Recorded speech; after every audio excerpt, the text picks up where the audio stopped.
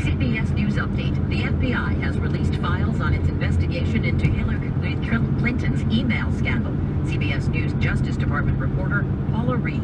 The report gets into detail about her staff and what they knew or didn't know. They say that many of her aides, Cheryl Mills, Huma Abedin, that they were not aware that she was actually using a private server. This report also says that Clinton never attempted to delete anything that would have been public records, and nor did she instruct any of her staffers to delete anything that should eventually have been made public. CBS News senior political... Yes, we can totally trust everything that Hillary Clinton says because she has a clean record of always telling the truth. Okay, here's my thoughts. You know, I can write a whole fucking book on that dumb bitch, but basically the email thing is just a fucking distraction. Like, yes, it is an issue. It is something that she did wrong, okay? But on a scale from 1 to 10, with 1 being like the most minor thing you can do wrong as a politician, and 10, that's like a fucking 2. Okay, like, I don't know why people fucking get so upset about the minor stupid issues. Don't talk about the big pictures. No one likes to talk about, whoa, this car like went off the fucking road here. Oh, is that why we're stopped? Because there's one guy who's clearly off the road? Okay, whatever. Daily fucking thing to see in fucking Nova. Okay, anyway. No one likes to talk about the fact that Hillary Clinton has given billions and billions of dollars to dictators, repressive regimes, and countries use terrorism to suppress either their own civilian population or other civilian populations, as when she was in charge of the State Department, you know, for 4 fucking years. No one likes to talk about that. No one likes to bring that up. And I'm like, that is the issue that I fucking have with her. She has no fucking qualms about giving billions of dollars in military aid to the most evil, despicable countries. No, not countries. Countries aren't the problem. It's the governments that are the problem. The most despicable governments that fucking exist in the world. And they say, oh, well, it's to fight terrorist group. It's to prevent someone worse from coming up. And I'm thinking to myself, so you are supporting giving money to terrorists, to people who reject our democratic values, who repress their own people, who don't believe in any of the rights that we give our own people, so they disbelieve in American values. You support giving money to them in hopes that they'll survive and worse people won't show up. I mean, that's like the stupidest fucking excuse to support terrorism I've ever heard of. And Americans are perfectly fine with that. Millions of Americans are fine with supporting terrorism as long as it's in their favor.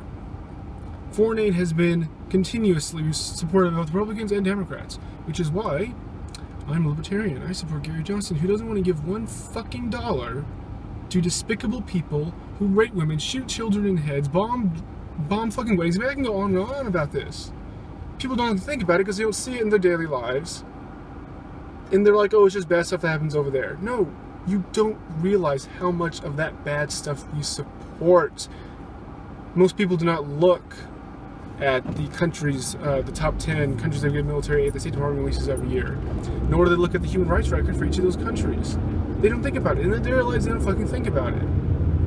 But I do, because my major in my bachelor's was global affairs, so I had to read all about it.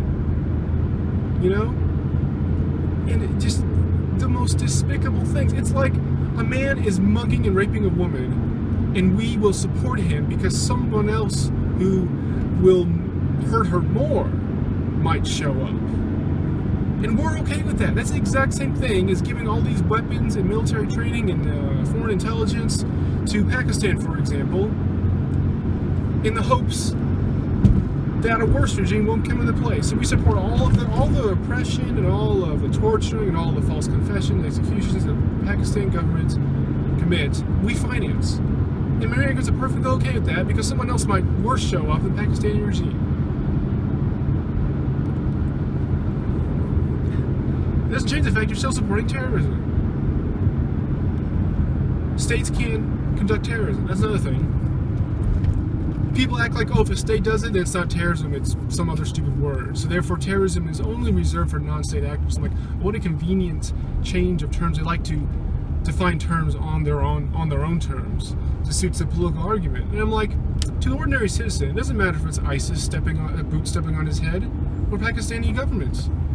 security force stepping on his head. It still feels the fucking same. Oppression is oppression no matter who's fucking doing it.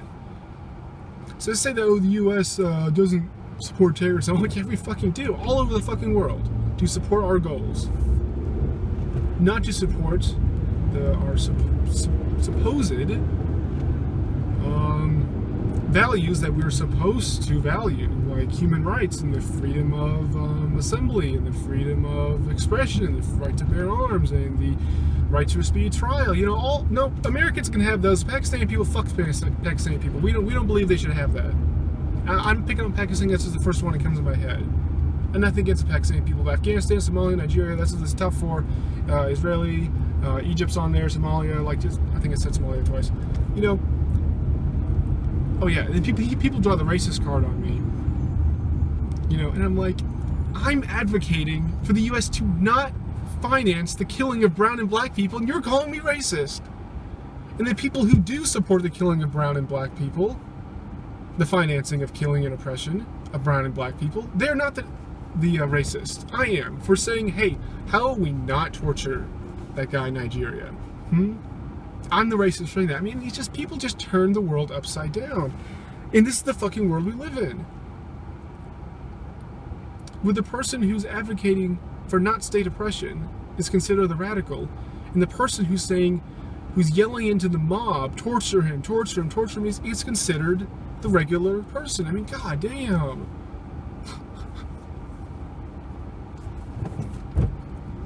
Okay, so now I've been ranting for, I don't know, 5 minutes on that particular issue. So then, what is my suggestion? You can't criticize something you don't have a suggestion for. And my suggestion is, do not give 1 penny to anyone that does not support our values. Like a human rights groups in Pakistan that fight for women's rights and the minority rights and, you know, the rights of assembly and free speech and bear arms that Pakistan government doesn't support.